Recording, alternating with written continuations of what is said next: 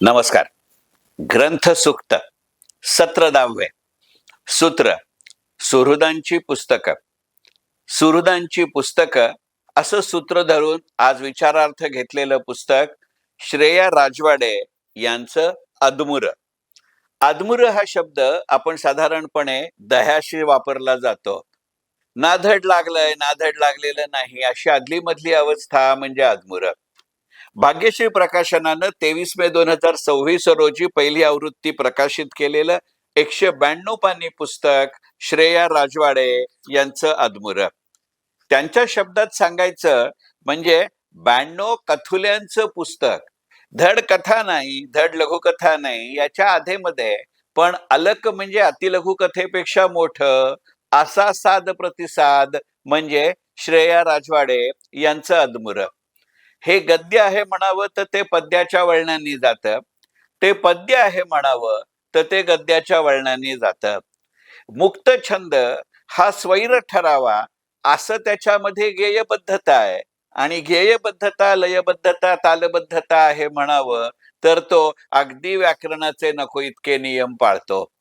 शेवटी असंच आहे ना की काहीतरी आपण अनिर्वच असं बघतो आणि मग त्या अनिर्वचाला जेव्हा वचनामध्ये आणायचा प्रयत्न करतो त्यावेळेला आपल्याला जाणवतं की अरे तो आकाशात पाहिलेला चंद्र आपण खाली आणायचा प्रयत्न केलाय पण त्याचा काठ कुठेतरी दुमडलाय. आपल्या संस्कृतीमध्ये असं म्हटलं जातं की घरातल्या ललनेनं नेसलेल्या नव्या साडीचा पदर किंवा काठ जर खालनं दुमडला असेल तर तिला नवी साडी मिळण्याचा योग असतो. असं यातल्या प्रत्येक कथुलेचा एक काठ कुठेतरी दुमडलाय आणि ती वाचकाला सांगत राहते की आता तुला नवीन कथा वाचायला मिळणार आहे. या एका कथेमध्येच दुसऱ्या कथेकडे नेण्याचा प्रवास अशा अर्थी ही आदमुरं. धड पहिली संपलेली नाही, दुसरी सुरू झालेली नाही आणि मधल्या भावविश्वामध्ये जे गणित असतं ते नेमकं आपण पाहिलंय की नाही हे जाणवत नाही. म्हणजे आदमुरा धुनमुरा पाऊस बाहेर पडत असताना आपल्या खिडकीत कॉफीचा कप घेऊन बसावा आणि कॉफीचा गारवा, गरमी जाणवली, उष्णता जाणवली तरी त्याच वेळेला बाहेरचा गारवाही मनाला भिडत राहतो. याच्यामधली भावावस्था म्हणजे आदमुरं. या आदमुराला एक जी सुंदर प्रस्तावना आहे त्या प्रस्तावनेचं अभिवाचन अशा स्वरूपानं श्रेया राजवाडे यांचं आजच्या ग्रंथसुक्त मधलं पुस्तक जे भाग्यश्री प्रकाशनानं 23 मे 2026 प्रकाशित केलंय ते पुस्तक आदमुरं. जाणीवपूर्वक यातल्या कथुल्यांचा विचार करत नाहीये, कारण मनात आणलं तर अत्यंत 5-6 कथांचं सुरेख अभिवाचन आपल्या 15-20 मिनिटात करता येईल, पण त्यातनं त्या कथांची गंमत जाईल आणि त्यांचं अभिवाचन करण्याचा मोह अशासाठी टाळतोय की या कथांचं अभिवाचन याच पुस्तकाच्या लेखिका श्रेया राजवाडे या स्वतःच अत्यंत सुंदर करतात आणि त्यामुळे याच्या प्रस्तावनेचा विचार करणं हे मला मनापासून महत्वाचं वाटतं. एक मात्र आवर्जून सांगेन की या पुस्तकाला मोजक्या शब्दांमध्ये अक्षरशः 6-7 ओळींचं असं मनोगत श्रेया राजवाडे यांनी लिहिलंय आणि ते लिहित असताना त्याचं जे एकंदरीतच बॅकग्राऊंडचं गणित आहे ते आवर्जून लक्षात घेण्याजोगं आहे.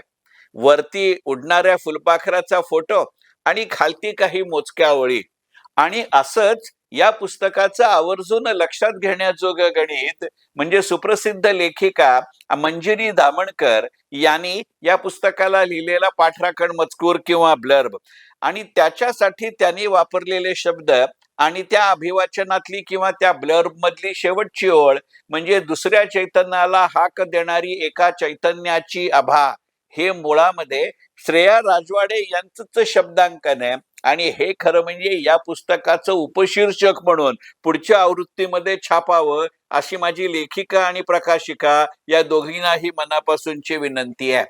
आदमुरं. आदमुरं. मन आणि मानव वेगळं असतं का? मनाविरुद्ध वागतो तेव्हा नेमकं आपलं आपल्यात कोण कोणाला समजावत असतं आणि कोण कोणाविरुद्ध आक्रंदत असतं?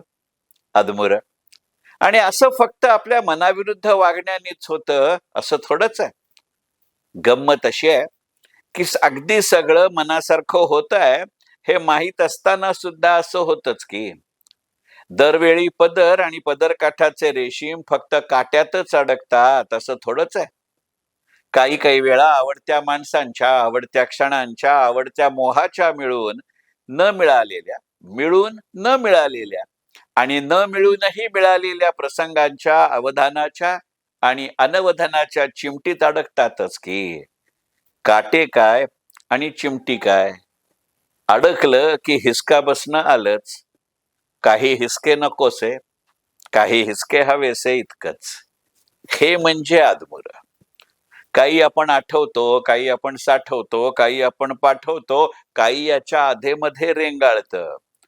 ते आधेमध्ये असलेलं आणि ते आधेमध्ये असणं म्हणजे आदमुर. काही आपण विसरतो, निदान तसं समजतो, निदान तसं स्वतःला सांगतो. तरीही ते अचानक न सांगता सवरता स्वतःच्या भन्नाट वेगानं वर येत राहत. असं वर येण्यात ना धड तळाशी ना धड वरती असं जे असतं ना, ते आदमुर. कितीही मन निर्लेप आहे म्हटलं तरी त्या मनाला द्रौपदीच्या थाळीसारखं एकतरी तुळशीचं पान उरलेलं असतंच की. ते पान विरतं तरी ते पान आयुष्यभर पुरतं. ते पान आपल्याला आवडतं, आपल्याला सावरतं. काय त्रास आहे असं म्हणतो तरी ते हवंसं वाटतं. मिळावं असं वाटतं तेव्हा ते हमखास नसतं. असतं पण नसतं.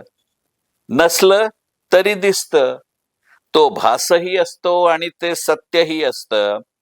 कारण ते आपलं, अगदी आपलं आणि फक्त आपलंच असतं. हे कळतं पण वळत नाही. पण वळतं तेव्हा कळत नाही. हे सगळं एकदम म्हणजे अदमुर. हे असं असणं ओशट असतं. हे असं असणं ओशट असतं, पण ते ओशाळवाणं नसतं.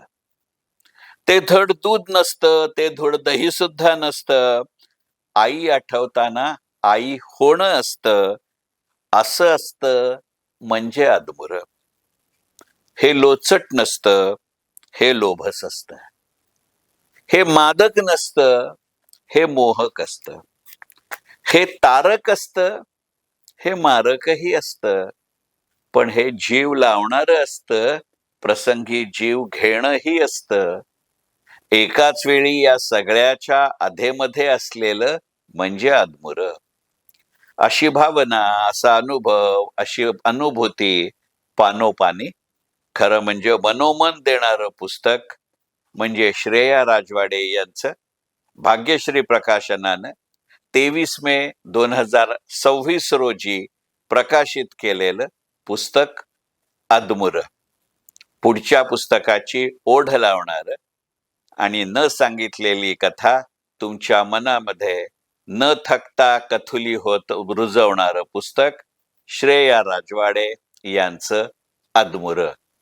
ही प्रस्तावना मीच म्हणजे चंद्रशेखर टिळक यांनी लिहिली आहे. भाग्यश्री प्रकाशन प्रकाशित श्रेया राजवाडे यांचं पुस्तक आदमुर. मनपूर्वक धन्यवाद. ग्रंथ सूक्त.